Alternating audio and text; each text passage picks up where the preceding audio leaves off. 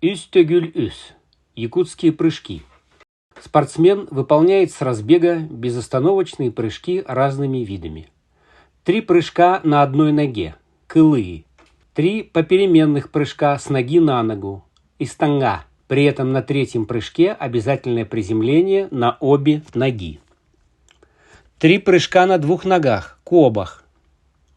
Спортсмен обязательно должен совершить 9 прыжков. Если он совершил лишний прыжок или меньше 9, то его прыжок не засчитывается. Каждому участнику даются 3 попытки. Победителем становится участник, который показал лучший результат по сумме 3 попыток. Если в соревнованиях 2 или несколько участников показали одинаковые результаты, места между ними распределяются по лучшему результату из всех остальных прыжков. В данных состязаниях принимают участие мужчины до 90 кг и женщины до 75 кг. Мужчины весом до 125 кг выполняют 7 безостановочных прыжков на обоих ногах кобах. Победителем становится участник, который показал лучший результат по сумме 3 попыток. Тюрген-тарбахтар. Якутская веревочка.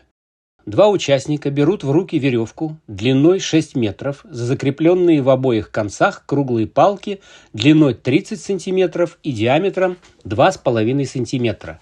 И по сигналу судьи начинают закручивать веревку на палке, стараясь дойти до отметки на середине, которая расположена на расстоянии 3 метра от палок.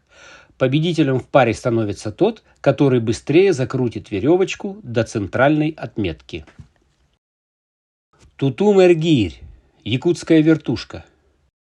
Участник берет деревянную палку высотой 25 см одной рукой и ставит ее в инвентарь с углублением, который прикреплен к полу.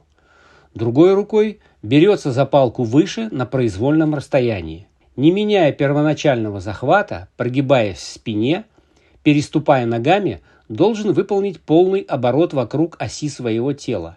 Полный оборот засчитывается при возвращении в исходное положение.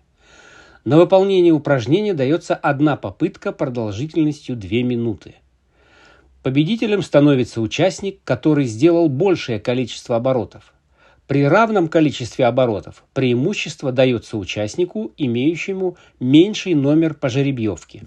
Судья обязан остановить выполнение упражнения по истечении времени или в случае, если участник поменял первоначальный захват, коснулся земли или пола другими частями тела, кроме ступней и волос, оторвал палку от доски, отпустил руки от палки. Ойбонтон улахын. Водопой из проруби. Спортсмен берет правой рукой за левое ухо и левой рукой за носок правой ноги и старается захватить зубами по очереди 3 сосуда, кытыя, которые ставят на пол. Участнику дается 1 попытка на 1 сосуд. После каждой удачной попытки спортсмену ставится кытыя меньшей высоты. Высота сосудов 15 см, 10 см и 5 см. Засчитывается время выполнения упражнения в каждой попытке и количество захватов кытыя. Победитель определяется по сумме захватов сосуда за наименьшее количество времени. Пробежка с мешком. Спортсмен стартует с мешком и бежит определенную дистанцию на время. При этом он должен положить груз на возвышение на половине дистанции и вернуться бегом к финишу без него. Победителем становится тот, кто быстрее прошел свою дистанцию.